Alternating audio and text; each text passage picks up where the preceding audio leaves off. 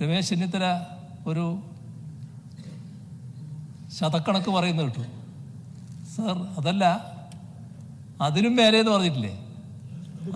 അതുക്കും മേലെയാണ് LDF വരാൻ പോകുന്നത്. വർഗീയതക്കെതിരെ മതേതരത്വം എന്ന് പറഞ്ഞതുകൊണ്ട് മാത്രം നമ്മുടെ രാജ്യത്ത് ബദലാവില്ല എന്നത് നാം കാണണം.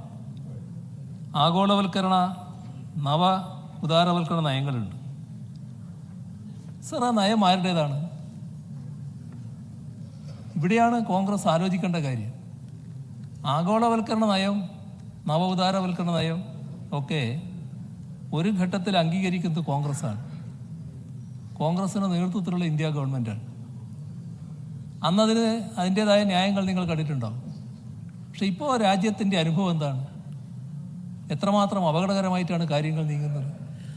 ആ അപകടകരമായ രീതിയിൽ കാര്യങ്ങൾ നീങ്ങുമ്പോൾ അതിലൊരു പുനർചിന്തന നടത്താൻ നിങ്ങൾ തയ്യാറാകുന്നുണ്ടോ?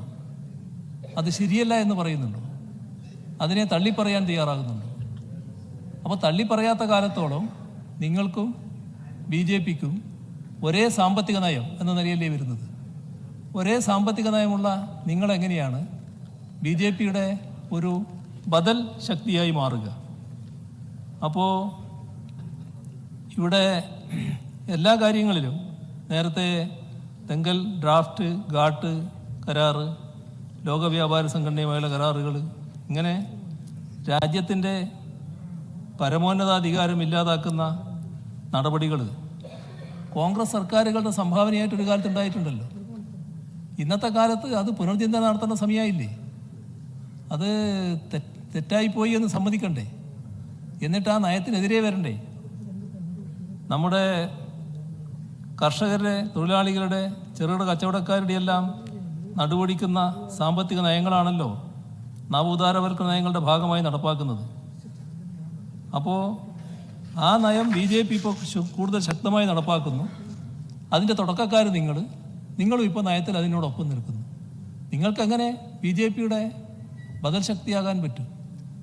ഇത്തരം കാര്യങ്ങളിൽ, അത് സാമ്പത്തിക നയത്തിൻ്റെ കാര്യത്തിലായാലും രാഷ്ട്രീയ നയത്തിൻ്റെ കാര്യത്തിലായാലും വർഗീയതയുടെ കാര്യത്തിലായാലും എല്ലാം ശക്തമായ നിലപാടാണ് ഞങ്ങൾ സ്വീകരിച്ചു പോകുന്നത്. അതുകൊണ്ട് തന്നെ ഞങ്ങളെ സംബന്ധിച്ചിടത്തോളം ഒരു ആശങ്കയുമില്ല. ഈ തെരഞ്ഞെടുപ്പ് നിങ്ങൾ പറഞ്ഞ ബഹുമാനായ രമേശ് ചെന്നിത്തല ഒരു